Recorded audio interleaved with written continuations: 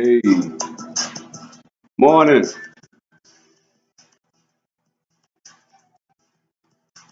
going on, world? It's your boy CashMoneyLamar coming at you. Hey,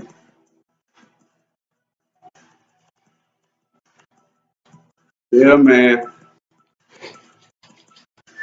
Coming live to you from the garage, boom, boom room, all that good stuff. Uh, just want to say Happy New Year, first of all, to everybody. Let y'all know that it's a new day. Every day is a great day to be great. My favorite slogan, as you can see, be great today. And this year, I want you guys to really to dive deep into the meaning of that be great today. When you wake up in the morning, every day is today. Tomorrow's not promised. Yesterday is gone. But if you focus on being great today, can't worry about tomorrow, can't worry about nothing that's out of your control. This very second that we're in right now, you can control that. And that's what it's all about. It's about controlling right now at this very moment in life. Not tomorrow, not next week, not planning ahead. But of course, we got to plan ahead. But at the same time, you got to focus and put your works in right now. And therefore, you can get to the next step. Because if you don't focus on now, the next step will never be. You can only get to the top of the staircase by taking one step at a time. And a lot of times we use slogans and we use cliches, so to speak, and they're just more of a, it sounds good, but when you actually start diving deep into the meaning of the words, be great today, take it one day at a time. And people say these things and they just say it because it just rolls off the tongue. You know what I mean? It puts you. It's like a sentence, a paragraph filler. You know what I mean? Like when you write in a paper, sometimes you throw sentences in just trying to fill up the page. Sometimes those slogans and those cliches are used as emotional and feeling fillers for people to kind of make it sound good for them, but never really actually dive deep and put in the work and really actually, live out the statement, so to speak, if that makes sense to anybody, right? Because when you actually understand and you actually put your mind to what you actually want, I'm talking about so focused and so clear and so precise that there's nothing that you can't accomplish. There's nothing in this world. If you put your mind to it and say, I'm going to do it, there's no way and there's no doubt in my mind I'm going to do it. Right? When I was coming up, I ran track. Now, unbeknown or most people say, the myth is that, all black people are fast. But let me let me tell you a little something. I'm not one of those fast black people, right? So when I ran track, I ran long distance, mid to long distance. 400, well, not really 400 meters, 800 meters, and then the mile. And I was on the mile relay team as well. I was, younger in age, right? So I found out when I first started out, I thought I was a sprint. I thought I was fast. But when you're in life, you can't, it's not about a sprint. What made me so good at being at long distance, I found out that if I can run faster for a longer period of time, that's more effective than running fast for a short period of time. That makes sense, right? Because if you learn how to sprint a quarter mile one time around the track, if you can sprint a quarter mile in track, you'll be the best on your team. You don't have to be the fastest. You can be the slowest person on your team, but if you can sprint a quarter of a mile, you'll beat the fastest person on your team. So that's the same thing in life. We got to learn how to sprint for long distances. It's not about a 10, it's not about your 40 yard time. It's not about, your 100-meter time. It's about what can you do in the quarter mile? What can you do in the 800 meters? What can you do in the 1600 meters? What can you do in the long 5K when you can have a consistent pace in, out, step after step, consistent pace for a long period of time? Because if you're just focusing on boom, I'm going to make a quick move, I'm going to make a, and that's what we oftentimes do because we all want to cut corners. We always want a quick way to the finish line. And a lot of times we're taught stories throughout life that actually are teaching us about life, but sometimes it's so dumbed down and watered down that we don't pay attention to what it's trying to tell us.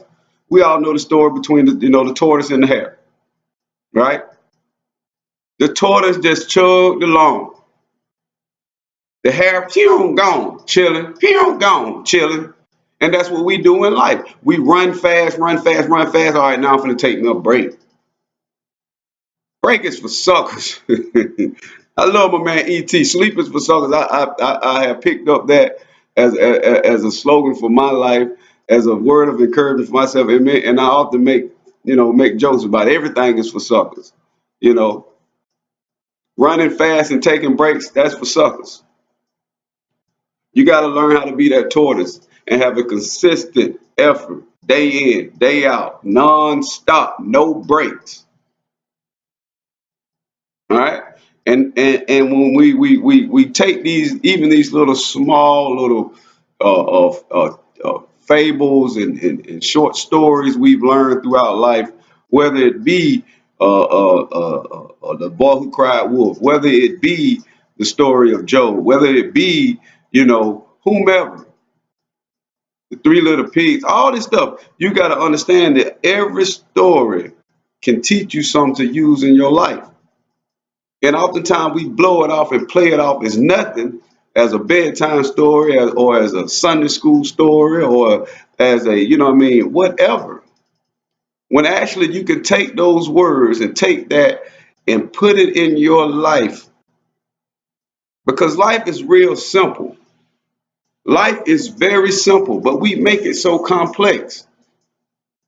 We make it complex. And they've even made life more simpler to where I can talk to this camera and reach millions of people right here from my home. That's how simple they made life. But yet and still we think as technology as being advanced or being complex. It's simple. When you can make the world smaller. When I can call me an Uber right now to pick me up at my front door. They made the world smaller. And it's very simpler. It's getting simpler and simpler. That's a word. And a lot of times, just to give you a little backstory about myself, my name is Lamar. I'm from a little town in Georgia, and I'm very southern, as they say, right? So oftentimes, being here, I live in North Carolina now. Now, oftentimes I have to repeat myself daily, which is fine. I don't have a problem with it. But it's kind of funny, right? But being that I have what you say, an old soul or southern soul or country boy, whatever, I learn things a lot more in depth, because as you say, people say we're slower, but that's what you have to do. Sometimes you have to slow things down and make sure you get the in-depth, uh, uh, understanding of what life is all about. I spent a lot of time with my grandmother, Miss Bertha Grace. She left here. She had to be over 100 years old.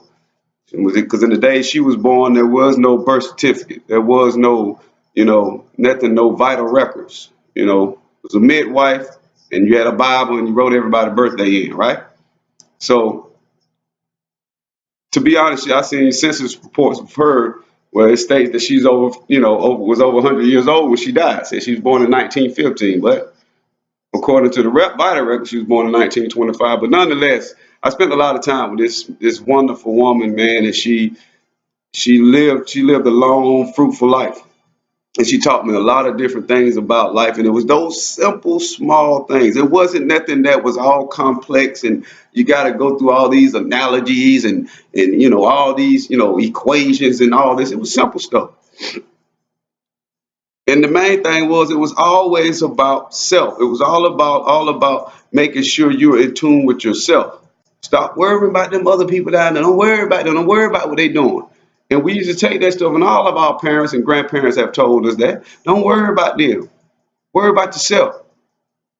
And sometimes you hear that so often, you think, oh, they just, but they're telling you need to be focused on self. You got to dig deep within and focus on you, because if you're no benefit to yourself, you cannot be a benefit to no one else.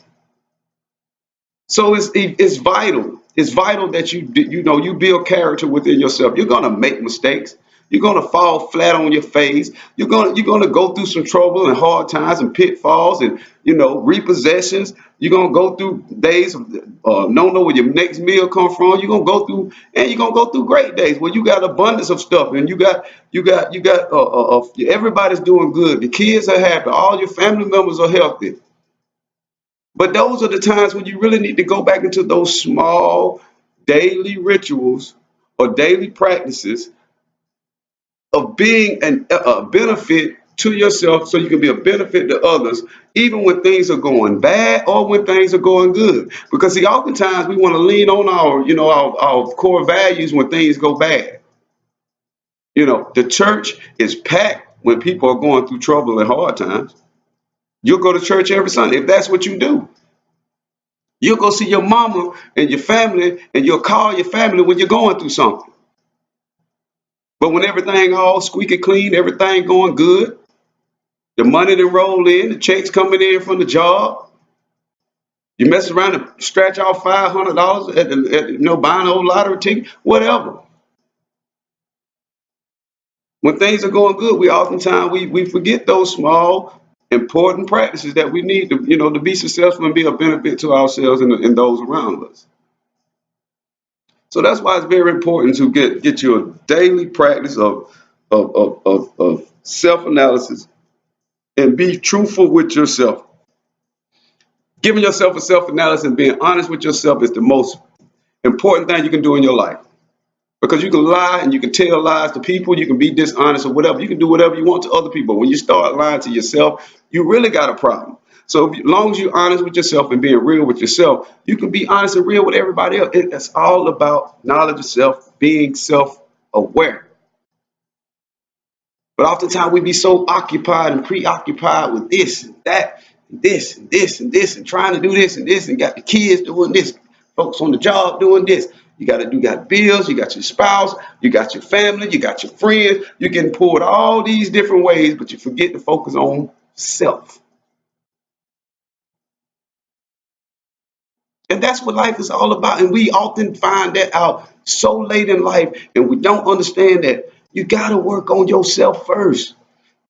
Some people call it selfish. Some people may not understand. It's not for them to understand. Just like your grandma said, don't worry about them.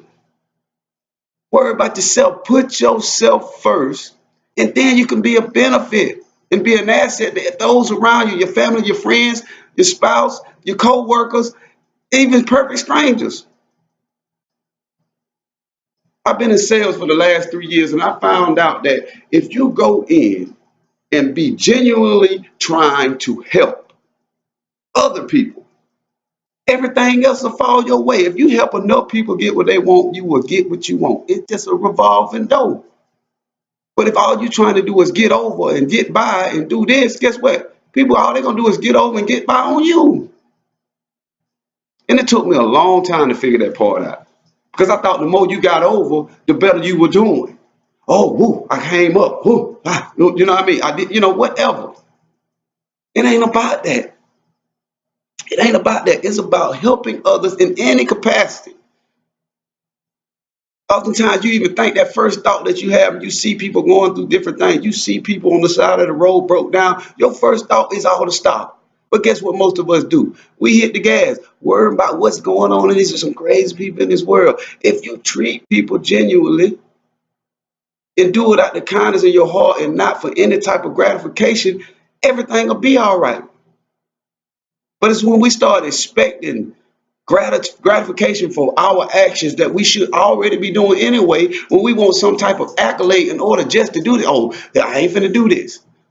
Les Brown had a good saying if you do more than what you're paid for, then eventually you'll get paid for more than what you do. But most people are like, I ain't finna do that. They ain't finna do that. Hey, I don't pay me for that. That's why you ain't gonna get no raise. How you expect to get paid more if you don't do more? This guy told this story one time. He said he wanted this guy to pressure wash his house, right? And the guy comes over, his guy, he said he looked on Craigslist, found the guy. First, he said he's gonna find the most economical person that he can get. He got the guy over there. The guy came over, and the guy stays in Florida. They got all in Florida. It rains so much, so the rooftops often get mold and all this different stuff on it. So the guy said, "Yeah, I get you." He said, "I give you the." He gave the guy the price. He would do the roof for, and the guy agreed to it. So the guy went to work. So the homeowners, he's in the house, going about his daily routine. He worked a lot from home. So the guy's on the roof, doing the work. And he say, hour went by, 2 hours went by, 3 hours went by. 4 hours went by. This guy's still on his roof. Now, he had an average size house. It wasn't like it was a mansion. Probably would have took him about an hour and a half, 2 hours to do the whole roof. The guy's up there 4 hours. So the homeowner comes outside. He's looking up at the guy, and the guy's up there getting every inch of this guy's roof.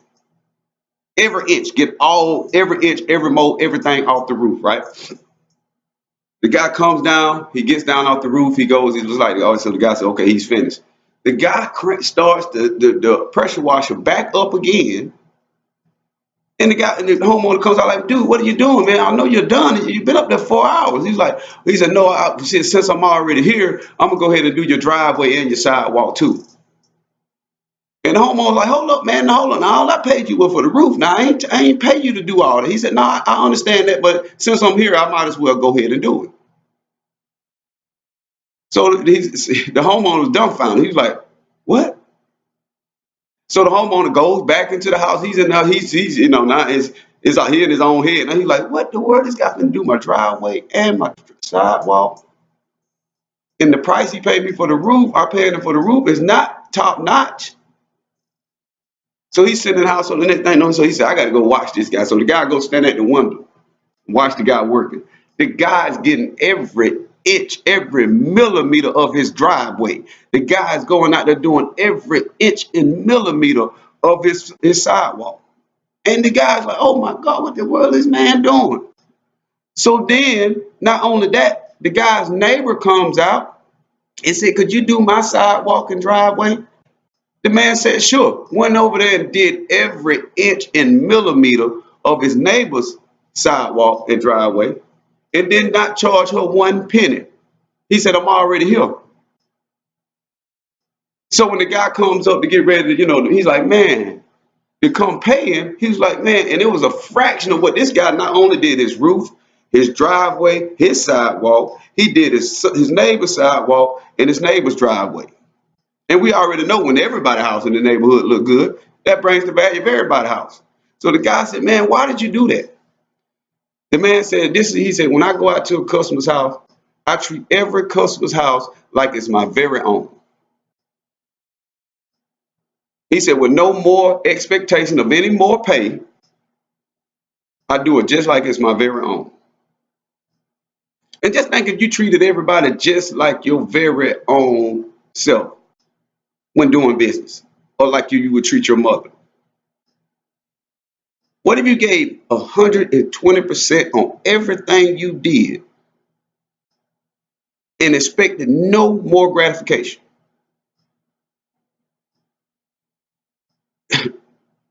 Some of y'all got it. A lot of y'all missed it.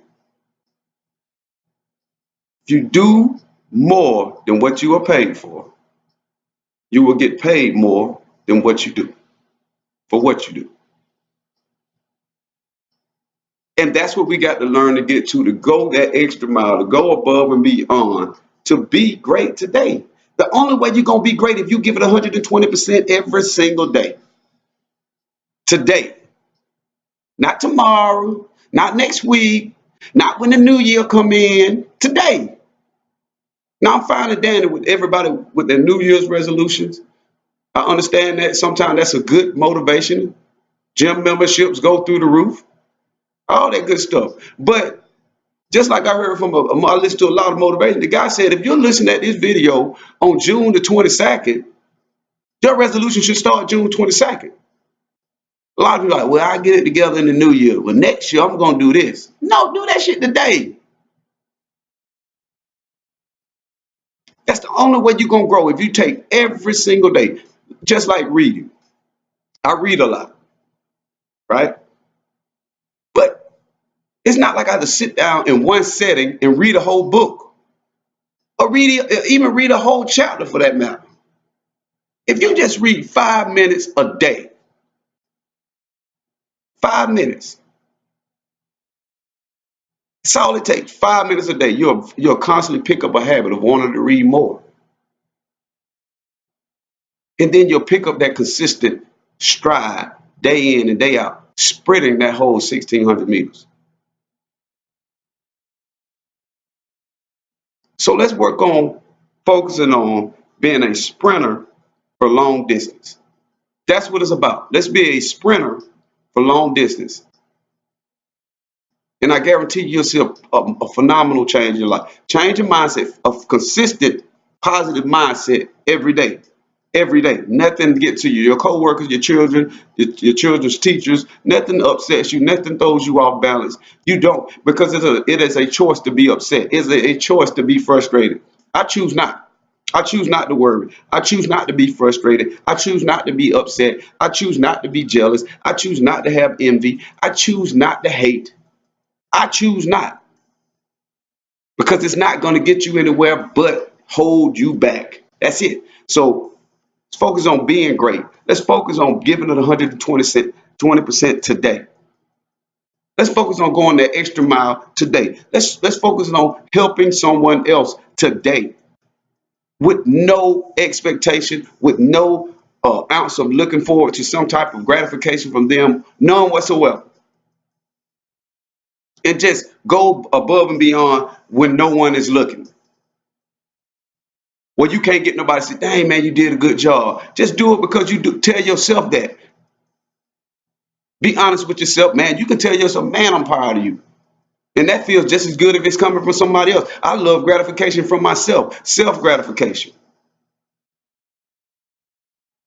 Well, I can stop on the corner and just give a old lady or old man $10 bill when it might be my last $10, when ain't nobody looking. And don't nobody know it's my last $10 but me.